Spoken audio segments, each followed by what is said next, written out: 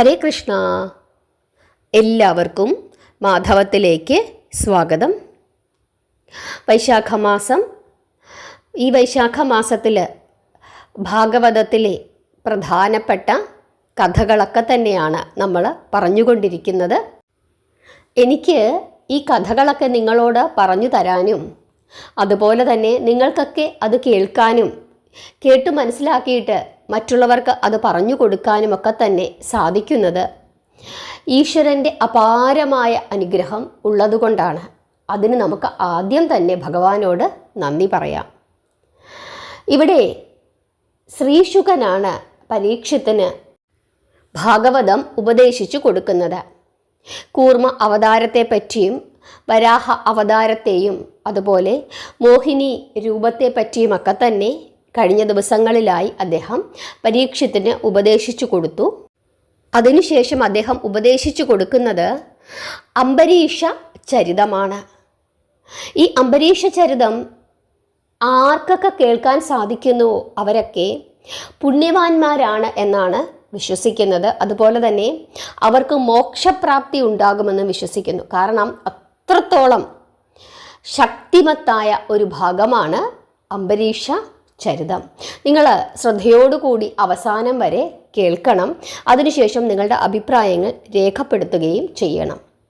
ഇഷ്ടപ്പെട്ടെങ്കിൽ നിങ്ങൾ ലൈക്ക് ചെയ്യണം. എങ്കിൽ മാത്രമേ എനിക്ക് മനസ്സിലാവുകയുള്ളൂ നിങ്ങൾക്ക് ഈ കഥകളൊക്കെ മനസ്സിലാകുന്നുണ്ട് എന്ന്.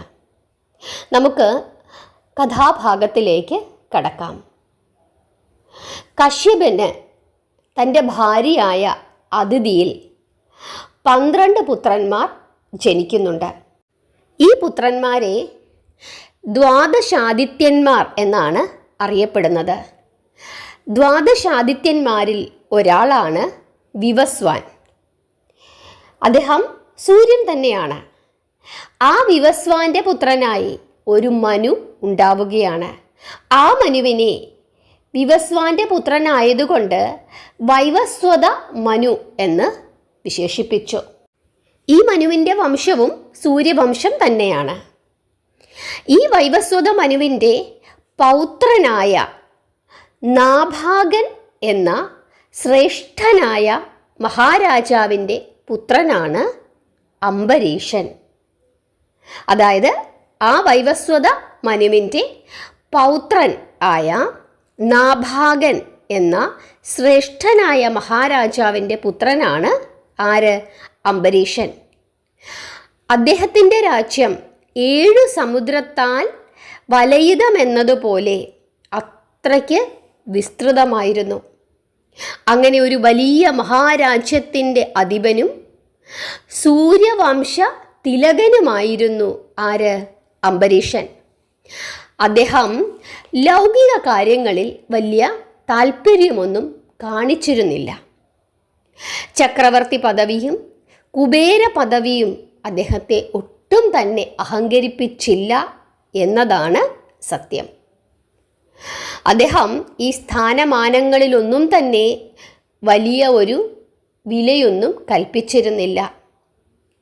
ഉത്തമമായ രാജധർമ്മമനുസരിച്ച് അംബരീഷൻ ജനക്ഷേമകരമായ ഭരണം കാഴ്ചവെച്ചിരുന്നു. എങ്കിലും അദ്ദേഹത്തിൻ്റെ ഹൃദയത്തിൽ സദാ മഹാവിഷ്ണുവിൻ്റെ രൂപം നിഴലിച്ചുകൊണ്ടേയിരുന്നു. മഹാവിഷ്ണുവിൻ്റെ പ്രീതികരങ്ങളായ പുണ്യകർമ്മങ്ങളും വിഷ്ണു പൂജകളും എപ്പോഴും അദ്ദേഹം നടത്തിക്കൊണ്ടിരുന്നു. അദ്ദേഹം രാജ്യമൊക്കെ ഭരിക്കുന്നുണ്ട് എങ്കിലും നിരന്തരം എപ്പോഴും തന്നെ മഹാവിഷ്ണുവിനെ ഭജിച്ചുകൊണ്ടേയിരുന്നു. അതിൻ്റെ അർത്ഥം എന്താണ്? അദ്ദേഹം വലിയ ഒരു വിഷ്ണു ഭക്തനാണ്. അതിൻ്റെ ഫലമായിട്ട് അദ്ദേഹത്തിൽ സംപ്രീതനായി മഹാവിഷ്ണു തൻ്റെ സുദർശനം എന്ന ചക്രത്തെ അംബരീഷൻ്റെ രക്ഷയ്ക്കായിട്ട് നിയോഗിച്ചു. ധാരാളം ഭക്തന്മാർ മഹാവിഷ്ണുവിനുണ്ട്. പക്ഷേ മറ്റാർക്കും തന്നെ സുദർശനം ഭഗവാൻ കൊടുത്തിരുന്നില്ല. അംബരീഷന് നൽകി. അതെന്തുകൊണ്ടായിരിക്കും?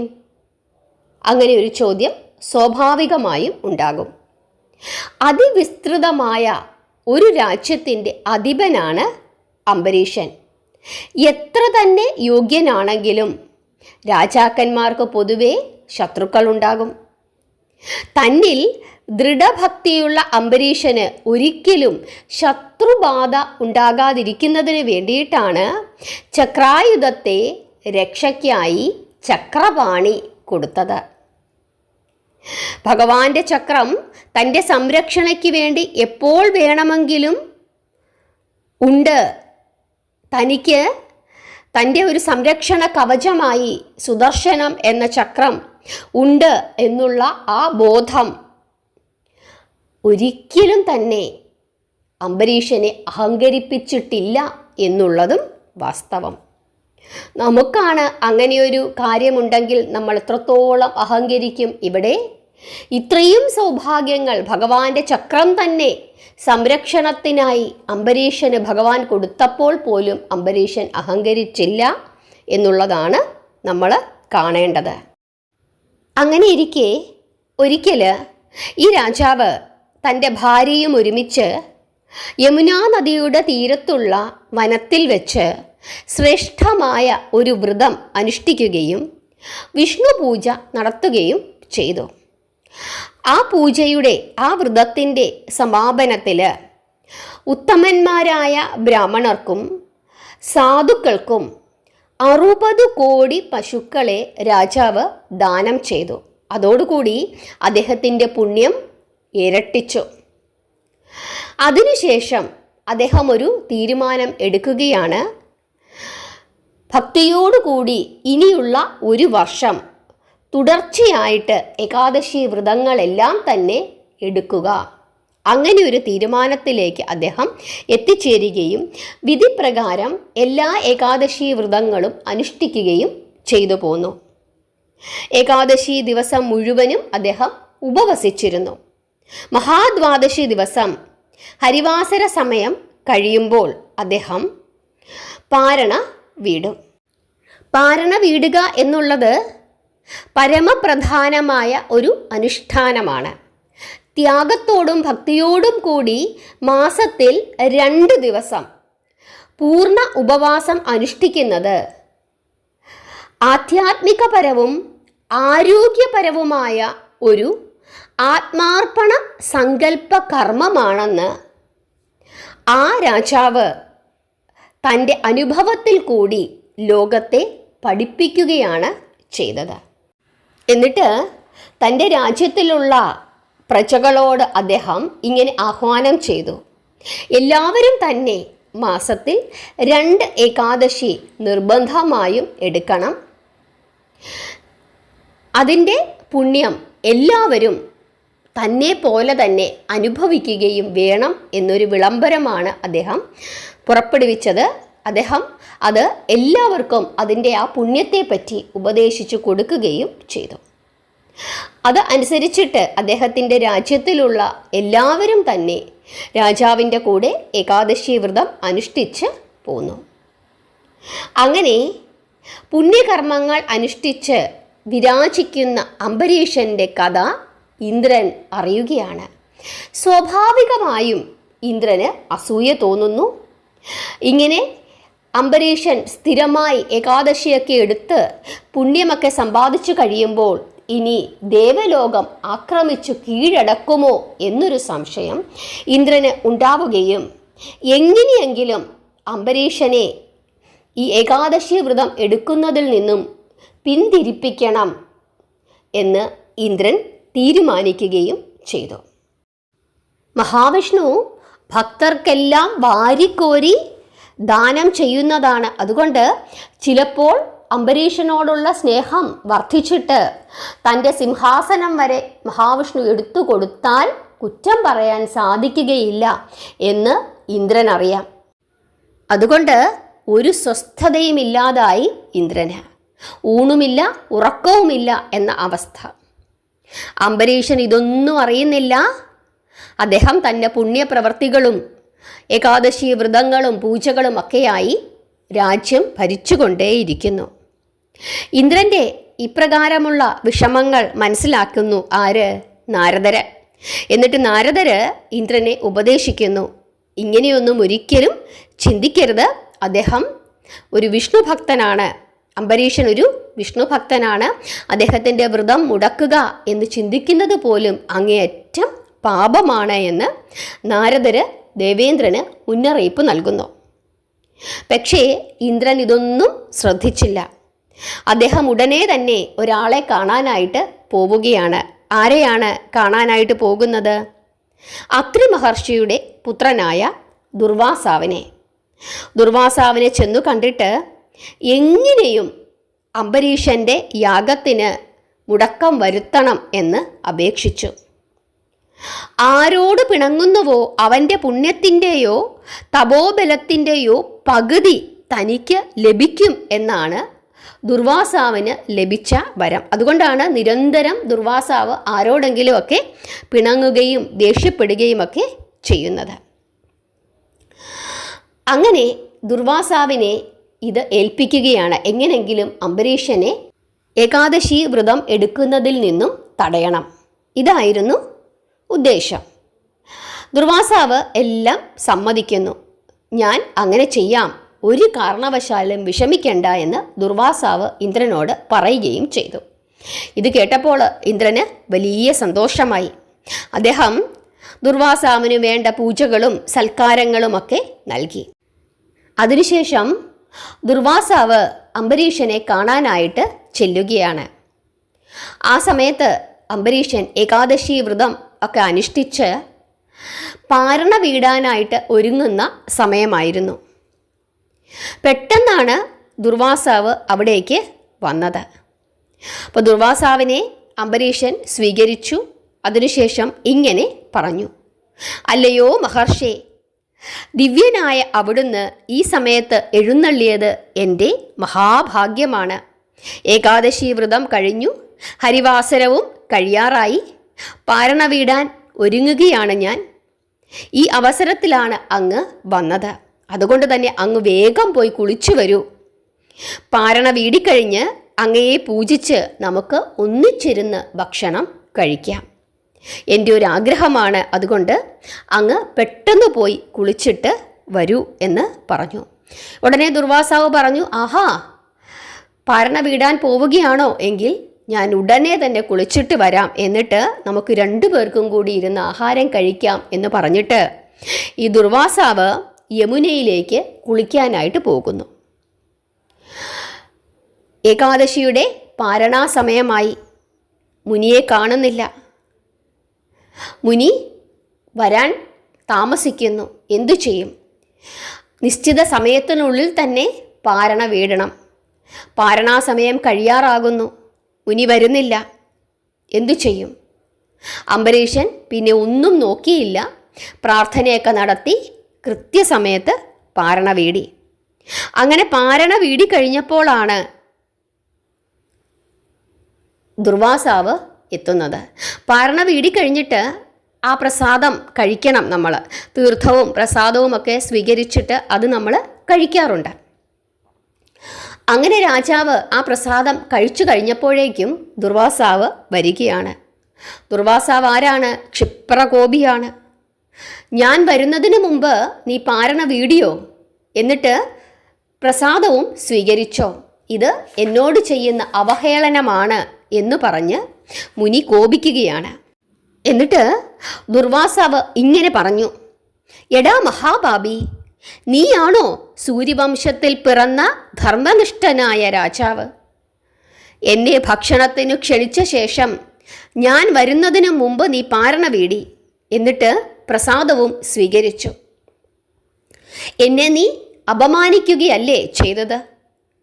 ഈ ദുർവാസാവ് ഇതിനു മുമ്പ് ആരുടെയും അപമാനത്തിന് പാത്രമായിട്ടില്ല. ശിവാംശമായ ദുർവാസാവിനെ അപമാനിച്ചാലുള്ള ഫലം എന്താണെന്ന് നിനക്കറിയാമോ? ഇങ്ങനെ ചോദിച്ച് ദുർവാസാവ് കലി തുള്ളുകയാണ്. അപ്പോൾ അംബരീഷൻ താണു തൊഴുതുകൊണ്ട് ഇങ്ങനെ ഉണർത്തിച്ചു: അല്ലയോ ദിവ്യാത്മാവേ, പാരണാസമയം കഴിയുന്നതിന് മുമ്പ് പാരണ വീടേണ്ടത് നിർബന്ധമാണ്. അങ്ങ് വരാൻ താമസിച്ചത് കൊണ്ടാണ് ഞാൻ അങ്ങനെ ചെയ്തത്.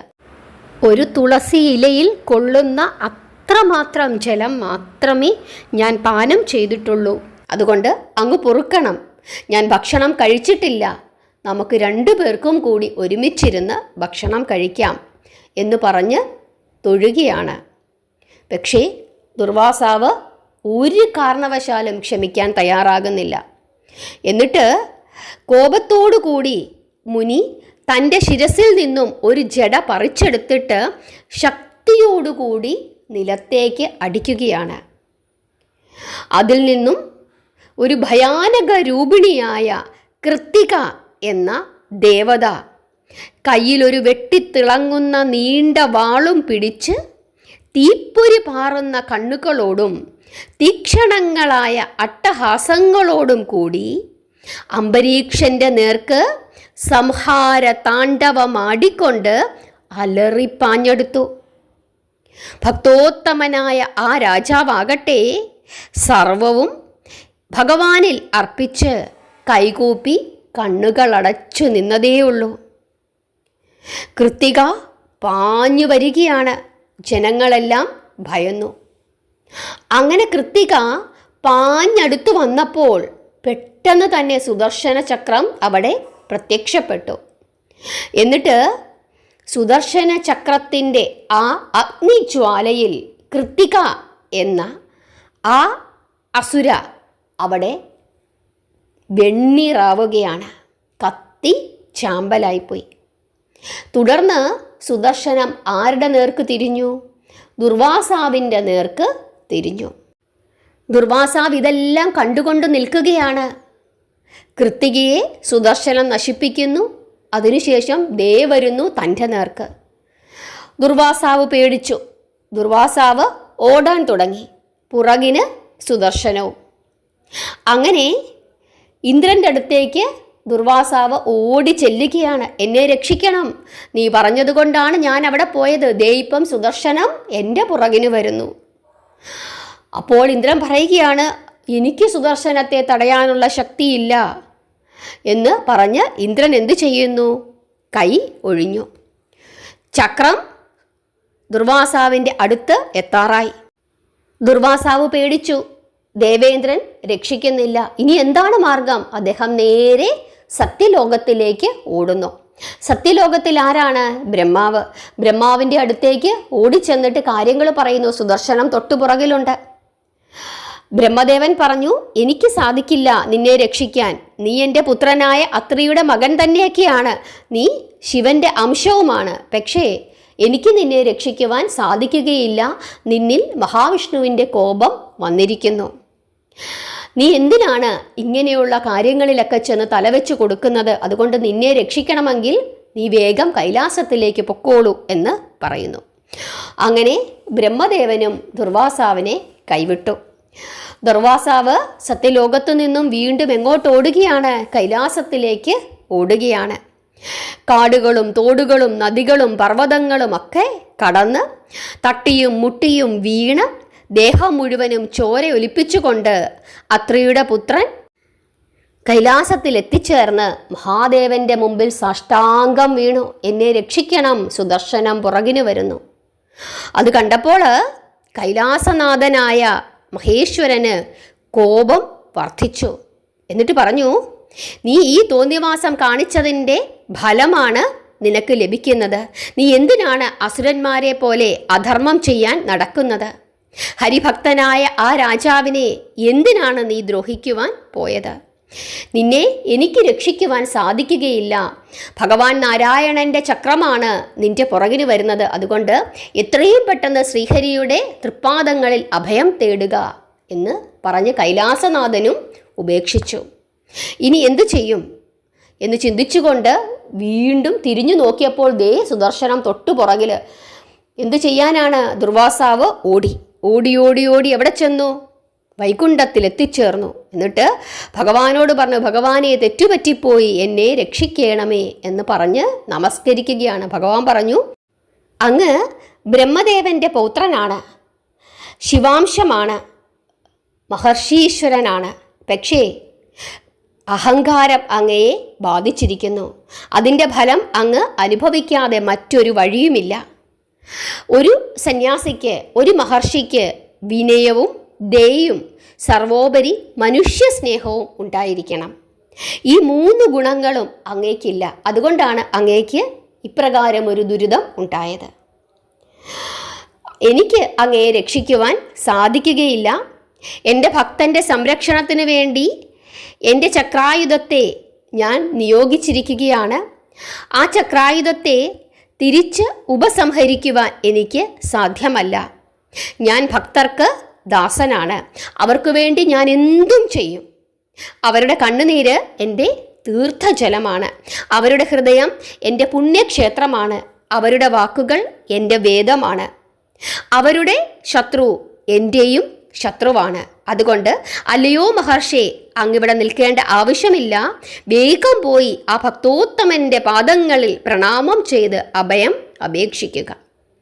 ഭക്തോത്തമനായ ആ പുണ്യവാൻ അങ്ങയുടെ അപരാധം തീർച്ചയായിട്ടും ക്ഷമിക്കും. എൻ്റെ ചക്രം ഉപസംഹരിക്കുവാൻ ആ ഭക്തനു മാത്രമേ സാധിക്കൂ. ഇങ്ങനെ ഭഗവാൻ വൈകുണ്ഠപതിയായ ശ്രീകൃഷ്ണൻ നാരായണൻ അരുളി ചെയ്യുകയാണ്. വൈകുണ്ഠനാഥൻ്റെ ഇപ്രകാരമുള്ള വാക്കുകൾ കേട്ടപ്പോൾ അവിടെയും തനിക്കു രക്ഷയില്ല എന്ന് മനസ്സിലാക്കിയിട്ട് ദുർവാസാവ് തളർന്നുപോയി. എന്നിട്ട് വീണ്ടും ഓടിയോടി എവിടെ എത്തിച്ചേർന്നു? അയോധ്യ രാജധാനിയിൽ എത്തിച്ചേർന്നു. ആ അയോധ്യ രാജധാനിയിലെ സൂര്യവംശത്തിലെ രാജാവാണ് ആര്? പുണ്യവാനായ അംബരീഷൻ. ആ അംബരീക്ഷൻ്റെ തൃപ്പാദങ്ങളിൽ നമസ്കരിച്ചിട്ട് സർവ അപരാധങ്ങളും പൊറുക്കേണമേ, എന്നെ രക്ഷിക്കണമേ, വിഷ്ണുവിൻ്റെ ചക്രം ഉപസംഹരിക്കണമേ എന്ന് കേണപേക്ഷിച്ചു. അംബരീഷൻ ദുർവാസാവിനെ പിടിച്ചെഴുന്നേൽപ്പിച്ചു. എന്നിട്ട് അദ്ദേഹത്തെ ആലിംഗനം ചെയ്തു. അതിനുശേഷം അദ്ദേഹം ഇങ്ങനെ അരുളി ചെയ്തു: അല്ലയോ താപസോത്തമ, ഞാൻ എന്തു ക്ഷമിക്കാനാണ്? വരബലം കൊണ്ട് എന്തും സാധിക്കുവാൻ കഴിവുള്ള അവിടുത്തോട് ഞാനാണല്ലോ മാപ്പു ചോദിക്കേണ്ടത്. എല്ലാം സച്ചിദാനന്ദ സ്വരൂപനായ ശ്രീഹരിയുടെ വൈഭവം ആണ് എന്ന് അങ്ങ് കരുതുക. ഈ സമയം വിഷ്ണുചക്രം അംബരീഷൻ്റെ അടുത്തു വന്ന് അദ്ദേഹത്തിൽ വിലയം പ്രാപിച്ച് അപ്രത്യക്ഷമായി. അതോടുകൂടി ദുർവാസാവിന് ആശ്വാസമായി. ഈ മഹർഷി ഓടാൻ തുടങ്ങിയിട്ട് 1 വർഷക്കാലമായിരുന്നു. അത്രയും സമയം, അതായത് കഴിഞ്ഞ 1 വർഷത്തോളമായി അംബരീഷൻ ആഹാരം പോലും കഴിക്കാതെ ഈ മുനിയെയും കാത്തു നിൽക്കുകയായിരുന്നു. അതിനുശേഷം ദുർവാസാവിനെ വിളിച്ചുകൊണ്ട് വന്ന് അദ്ദേഹത്തിന് വയറു നിറച്ച് ആഹാരം കൊടുത്തു. അതിനുശേഷം മാത്രമേ അംബരീഷൻ ഭക്ഷിച്ചുള്ളൂ. കാരണം അദ്ദേഹം വാക്കു പറഞ്ഞിരുന്നു, നമുക്ക് 2 പേർക്കും കൂടി ഭക്ഷണം കഴിക്കാമെന്ന്. അപ്പോഴാണ് ഈ പ്രശ്നങ്ങളൊക്കെ നടന്നത്. അതുകൊണ്ട് ഇനി ദുർവാസാവ് തൻ്റെ അടുക്കലേക്ക് വന്നതിനു ശേഷം മാത്രമേ താൻ ഭക്ഷണം കഴിക്കൂ എന്നൊരു ശപഥം അദ്ദേഹം ചെയ്തിരുന്നു. അത്ര ഭക്തോത്തമനായിരുന്നു ആര്? അംബരീഷൻ. അതനുസരിച്ചിട്ട് ഗംഗാതീർത്ഥത്തിൽ ആ താപസോത്തമനെ സ്നാനം ചെയ്യിപ്പിച്ചിട്ട് ഹൃദ്യമായ ഭക്ഷണം നൽകി സന്തോഷിപ്പിച്ചതിനു ശേഷം അംബരീഷനും ആഹാരം കഴിച്ചു. അതിനുശേഷം അദ്ദേഹത്തോടുള്ള ബഹുമാനാർത്ഥം രാജാവ് പരിവാരസമേതം വലിയ ആഘോഷത്തോടുകൂടി ദുർവാസാവിനെ അയോധ്യ ഗോപുരദ്വാരം വരെ അനുഗമിച്ചു. അതിനുശേഷം അദ്ദേഹത്തെ യാത്രയാക്കി. താൻ ദ്രോഹിച്ചിട്ടും അതേക്കുറിച്ച് യാതൊരു വൈരാഗ്യവുമില്ലാതെ എല്ലാ ആദരവുകളും തന്നോട് കാണിച്ച ആ പുണ്യപുരുഷോത്തമന് മോക്ഷപ്രദങ്ങളായ സർവ ഐശ്വര്യങ്ങളും സിദ്ധിക്കട്ടെ എന്ന് ദുർവാസാവ് നിറഞ്ഞ മനസ്സോടുകൂടി അദ്ദേഹത്തെ അനുഗ്രഹിച്ചു. അതിനുശേഷം അംബരീഷൻ പിന്നീട് തൻ്റെ ഏകാദശി വ്രതങ്ങൾ തുടർന്ന് ഭക്തിയോടുകൂടി അനുഷ്ഠിച്ചു പോന്നു. ഒടുവിൽ കാലം കുറേ കഴിഞ്ഞപ്പോൾ അദ്ദേഹത്തിന് പ്രായമായി. അതിനുശേഷം ലൗകികങ്ങളായ സർവബന്ധങ്ങളും വെടിഞ്ഞ് ആ ഭക്തോത്തമൻ വിഷ്ണുലോകം പൂകി. ഈ കഥയിൽ നിന്ന് ഭഗവാൻ നമുക്കെന്താണ് പറഞ്ഞു തരുന്നത്? ഒരുവൻ്റെ ഏറ്റവും വലിയ ശത്രു എന്താണ്? അവൻ്റെ ഉള്ളിൽ കുടികൊണ്ടിരിക്കുന്ന അഹങ്കാരമാണ്.